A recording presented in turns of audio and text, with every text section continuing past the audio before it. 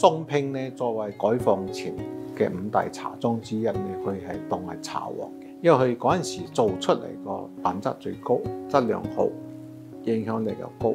咁宋聘入邊亦都有分有藍標宋聘同紅標宋聘。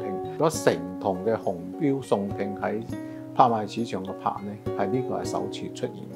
紅就代表最高個品質，咁啊藍就係佢個品牌嘅日常嗰啲嘢。咁紅標佢係有個好少量嘅紅標，個口感更加好過藍標。用料去到牙頭，加多啲牙頭，用料係更加上乘咯。特別係我哋今次拍賣呢筒紅標宋聘紅，第一完整度好高，大家睇到下邊係未拆過嘅，都係一個好原始嘅狀態。因為從我哋專業睇咧，有拆過咧，其實啲竹面就冇咁完整㗎啦，亦都係每一片之間距離或者個擺法完全唔同嘅。所以好似今次呢筒咁完整嘅，又原裝嘅狀態又咁好嘅，2、4、6條竹面都好完整嘅話，呢個喺號級茶入邊係好少見嘅。咁喺號級茶入邊咧，以前啲茶咧超過100年做緊嗰啲茶，可以做到即係儲存到江涌嘅儲存，其實少之又少。特別係紅標更加難得一見。咁所謂嘅江涌主要係講翻個濕度咧，以翻數據嚟講，長期應該擺喺60到70個濕度之間。咁如果擺喺濕度，譬如話70到80左近嗰啲嘢，轉換得佢個口感或者個通色會對落少少同埋深少少嘅。咁呢個通色應該係比較偏金黃色嘅。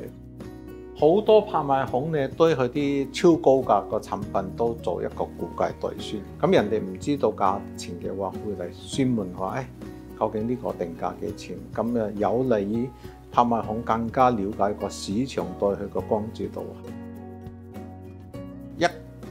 1917年，乾利貞同埋宋聘號聯婚咗之後咧，佢兩間茶莊合為一間，咁出咗一個乾利貞宋聘號。後期啲人咧為咗話乾利貞宋聘號太長啦，所以後邊啲人就叫佢話宋聘號宋聘號。如果你睇翻佢內飛嗰度咧，佢係乾利貞，而唔係我哋平時見到嘅合併後嘅俗稱為寶聘號個內飛。第二個方面咧，文字嘅印刷，佢係用比較早期嘅木板印刷，推測咧應該係1910年之前，係清朝嘅產品嚟嘅。我哋去斷定，我哋到目前為止見到最早一片嘅乾利貞。因為如果一片茶做茶咧，純粹係用牙頭嘅話，咁我可以斷定10年8年一定好好飲嘅。